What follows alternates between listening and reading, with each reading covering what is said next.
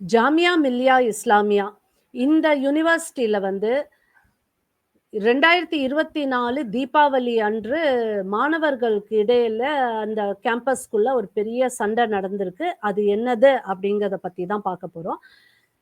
பேரு நம்மளுக்கு காட்டி குடுக்குறாப்புல இந்த ஜாமியா மில்லியா இஸ்லாமியா அப்படிங்கிற இந்த யூனிவர்சிட்டியில வந்து பிரதானமான மாணவர்களும், ஆசிரியர்கள் அவங்க எல்லாமே வந்து இஸ்லாமியர்கள் அப்படின்னு நம்மளுக்கு பேர வச்சுட்டே நாம கணிக்கலாம். அப்போ அங்க வந்து சிறுபான்மையர்களா இருக்கிற ஹிந்துக்கள், ஆ குறிப்பா ஹிந்துக்கள், மீதி இஸ்லாமியர் இல்லாதவங்க அங்க வந்து அந்த கேம்பஸ்க்குள்ள சிறுபான்மையர்கள். ஆனா அந்த ஹிந்துக்கள்ல வந்து குறிப்பா டார்கெட் செய்யப்பட்ட விஷயம் இந்த அ சண்டை சச்சரவு இப்போ ஏற்பட்டதுக்கு அப்புறமா பல விஷயங்கள் வெளிவந்திருக்கு. அது என்னென்ன அப்படின்னு பார்க்கலாம். சரி, இப்போ வந்து இந்த தீபாவளி வந்து இஸ்லாமிய யூனிவர்சிட்டிக்குள்ள தீபாவளி கொண்டாட்டமா அப்படின்ட்டு நாம வந்து வியப்போட பார்ப்போம், ஆச்சரியத்துல பார்ப்போம். இது வந்து என்ன அப்படின்னா, மாணவர்கள் ஹிந்து மாணவர்கள் தங்களோட மாணவ உரிமை, பாரதத்தின் ஜனநாயக உரிமை, நம்மளோட அரசியலமைப்பு சட்டத்தின் அடிப்படையில ஈக்வாலிட்டி எல்லோரும் சமம் அப்படிங்க எல்லாத்துக்கும் ஒரே சட்டம், ஒரே சமமான சட்டம் அப்படிங்க அந்த கோட்பாடை கொண்டு இந்த ஹிந்து மாணவர்கள் என்ன சொல்லியிருக்காங்க அப்படின்னா, ஏங்க இந்த யுனிவர்சிட்டி கேம்பஸ்க்குள்ள நீங்க இஃப்தார் பார்ட்டிய நடத்துறப்போ, நாங்க ஏன் தீபாவளிய கொண்டாடக்கூடாது அப்படின்னு கேட்டு, தங்களோட உரிமைகள நிலைநாட்டி, அவங்களுக்கு வந்து அனுமதியும் அவங்க வந்து பெற்றிருக்காங்க. அதாவது தீபாவளி அன்று சாயந்திரம் 4லேருந்து 6 மணி வரைக்கும் அவங்க தீபத்தை ஏற்றி அங்க வந்து விழா கொண்டாடலாம் அப்படின்ட்டு. அப்ப இவங்க வந்து மாணவர்கள்லாம் சேர்ந்து ஹிந்து மாணவர்கள் அந்த ஜாமியா மில்லியா இஸ்லாமியா பல்கலைக்கழகத்துல உள்ள சிறுபான்மையர்களாக இருக்கும் இஸ்லாமிய இல்லாத குறிப்பா ஹிந்துக்களாக இருக்கும் மாணவர்கள் அவங்க வந்து தீபத்தெல்லாம் ஏத்தி தீப மகோத்சவ் அப்படின்ட்டு கொண்டாடி இருக்காங்க. இன்னும் இதுல குறிப்பா சில மாணவர்கள் என்ன சொல்றாங்கன்னா, ஒரு சில இஸ்லாமிய மாணவர்களும் வந்து இதுல கலந்துக்கிட்டாங்க அப்படிங்கிற ஒரு நல்ல செய்தியும் இருந்தாலும், அதுக்கப்புறம் நடந்த விஷயம் தான் கொடூரமானது. அதாவது சில மாணவர்கள் வந்து இந்த தீபத்தெல்லாம் எட்டி உதைச்சு, அங்க ரங்கோலி எல்லாம் அந்த கோலம் போட்டிருந்ததெல்லாம் அழிச்சு, சில கலவரத்துல ஈடுபட்டு, சிலர் காயம் அடைஞ்சதாவும் செய்திகள் சில இன்னொரு தரப்பால சொல்லப்படுது. சரி, இப்போ இத வந்து இந்த பிரச்சனைய வந்து போலீஸ் ரெஜிஸ்டர் பண்ணல. அ யுனிவர்சிட்டியும் அது எதுவுமே பெருசா பதிலுன்ட்டு சொல்லல.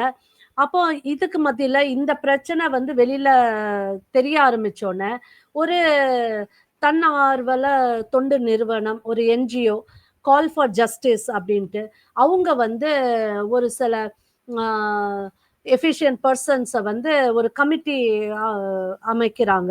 அதுல யார் யார் அப்படின்னா, யாரோட தலைமையில அப்படின்னா, ரிட்டயர்டு ஜஸ்டிஸ் எஸ்.என். டிங்ரே தலைமையில, அதுல அந்த கமிட்டில இன்னும் சிலர் யார் யார் இருக்கிறாங்க அப்படின்னா, டெல்லி முன்னாள் கமிஷனரான எஸ்.என். ஸ்ரீவாஸ்தவா, அ வ அப்புறம் ஐஏஎஸ் ஒருத்தர் இஸ்லாமியர் தான். அவரும் அந்த கமிட்டில இருக்கிறாரு. சரி, இப்போ வந்து என்ன அப்டின்னா, இந்த கமிட்டி வந்து ஃபேக்ட் செக்கிங் கமிட்டி. அங்க என்ன நடந்துச்சு? இதுக்கு முன்னாடி என்ன நடந்துச்சு? இந்த மாரி பிரச்சனைகள் ஏற்கனவே இருந்துச்சா? இந்து மாணவர்கள் அங்க பாதிக்கப்பட்டுருக்காங்க. அவங்களுக்கு அங்க எதுவும் டிஸ்கிரிமினேஷன் நடக்குதா? அப்படிங்கிறதெல்லாம் தெரிஞ்சுக்கிறதுக்காக இந்த ஃபேக்ட் செக்கிங் கமிட்டி அமைக்கப்பட்டு, அவங்க அவங்களோட ரிப்போர்ட்ட சமர்ச் அ சப்மிட் பண்ணியிருக்காங்க. இப்போ வந்து என்ன அப்டின்னா, அ பல முன்னாள் மாணவர்கள், முன்னாள் ஆசிரியர்கள் அவங்களும், இப்போ இருக்கிற மாணவர்கள், ஆசிரியர்கள், அந்த நான் டீச்சிங் ஸ்டாஃப் எல்லாருமே அவங்களோட எல்லார்கிட்டயுமே இந்த கமிட்டி டிஸ்கஸ் பண்ணி, அதுல அ பலர் அவங்களோட கருத்துக்கள சொல்லி, அதுல பிரதானமா ஒரு 20க்கு மேற்பட்ட கருத்துக்கள இதுக்கான ஆதாரத்த எடுத்து ஃபைல் பண்ணியிருக்காங்க இந்த ரிப்போர்ட்ல. சரி. இப்ப இந்த ரிப்போர்ட்ல என்ன சொல்லப்பட்டிருக்கு அப்டின்னா, சில குறிப்பான மேட்டர்ஸ் என்ன அப்டின்னா, அங்க இஸ்லாமியர்கள் இல்லாதவர்கள் மேல பாகுபாடு காட்டப்பட்டிருக்கு.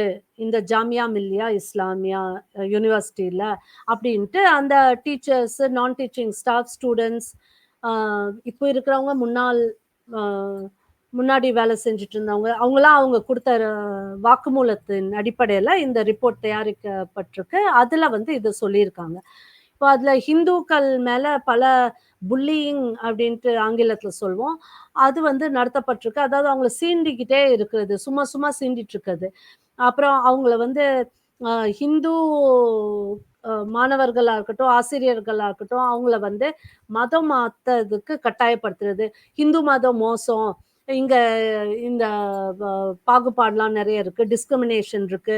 நீங்க ஹிந்துவுல இருக்காதீங்க. ஹிந்துவ விட்டுட்டு வாங்க அப்படின்னு சொல்றது ஒரு பக்கமும், இன்னொரு பக்கம் வந்து நீங்க இஸ்லாமுக்கு மாறுங்க அப்படின்னு கட்டாயப்படுத்துறதும், அந்த மாதிரி நடவடிக்கைகளும் எடுக்கப்பட்டிருக்கு அப்படிங்கிற செய்தி வருது. அடுத்தது அ சிலருக்கு இந்த மதம் மாறாதனால, சிலருக்கு டிகிரி குடுக்காம, அவங்களுக்கு ப்ரமோஷன் குடுக்காம, அவங்களுக்கு சம்பள உயர்வுலாம் தடுத்து நிறுத்தின கேஸஸும் இதுல வந்து வாக்குமூலம் கிடைச்சிருக்கு இந்த ரிப்போர்ட்ல. ஆ அ சில இப்போ வந்து அதுல குறிப்பா ஒரு ரிப்போர்ட்ல என்ன அதாவது பேரு சொல்லப்பட்டிருக்கு. யாரோ சாரா பேகம், அப்புறம் ஃபர்ஹானா காட்டூன் அப்படின்ட்டு இவங்கலாம் வந்து ஒரு இஸ்லாமியர கல்யாணம் பண்ண சொல்லி இஸ்லாமியர் இல்லாத மாணவிகள கட்டாயப்படுத்துறது.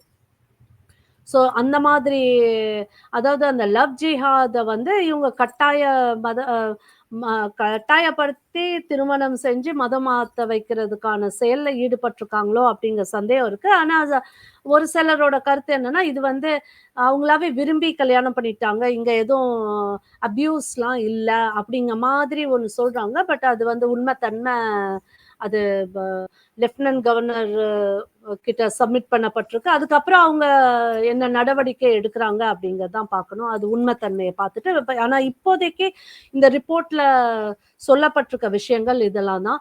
இப்போ இதுல இன்னொருத்தங்க அமுத்துல் ஹலீம் அப்படின்ட்டு ஒருத்தங்க, அவங்க வந்து ஒரு ஆசிரியர் என்ன சொல்லியிருக்காங்க அப்படின்னா, "நீங்க இஸ்லாமுக்கு மதம் மாறுங்க.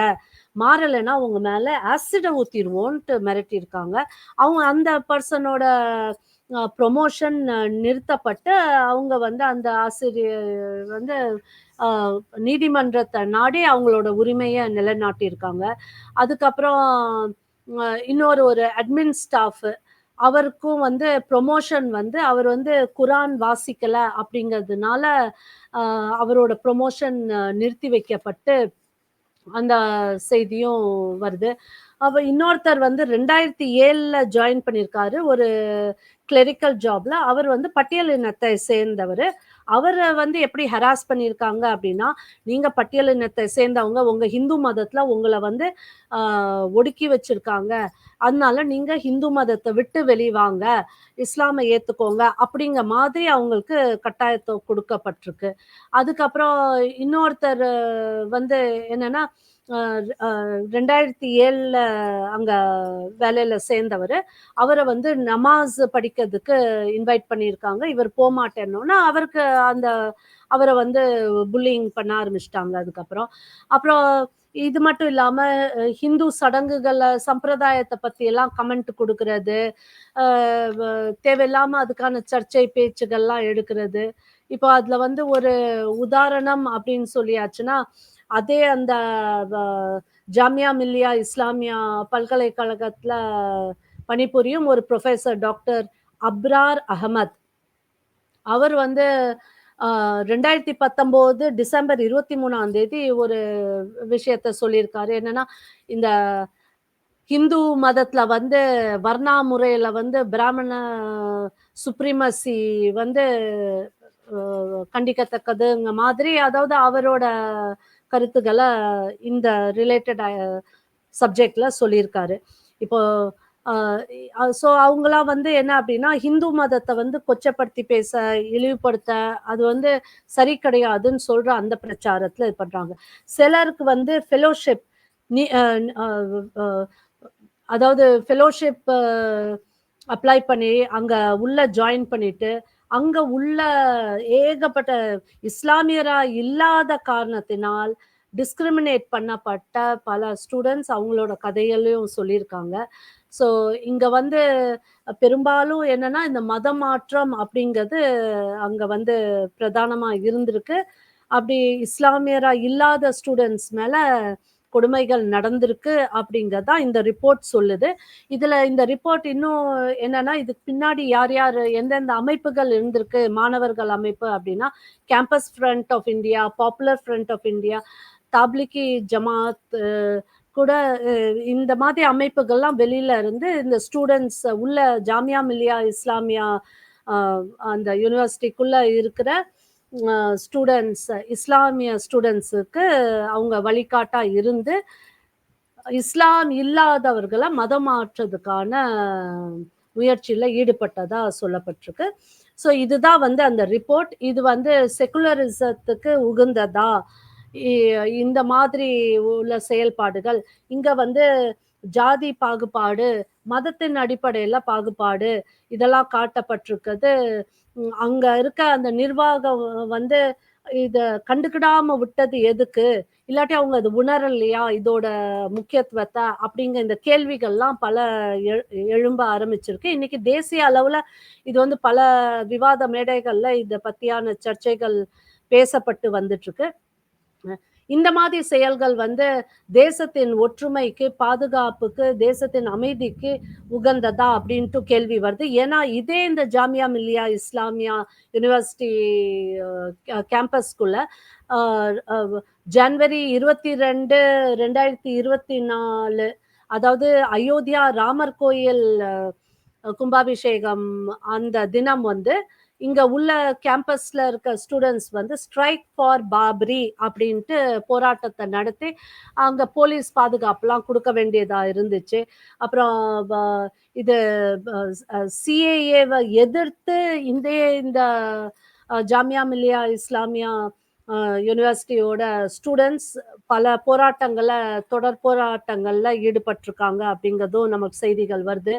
அப்புறம் 2019 24 அக்டோபர் அன்னைக்கு வந்து பாலஸ்டைன் ஃபிளாக் பாலஸ்டைனோட கொடிய வந்து அங்க எடுத்துட்டு போனதா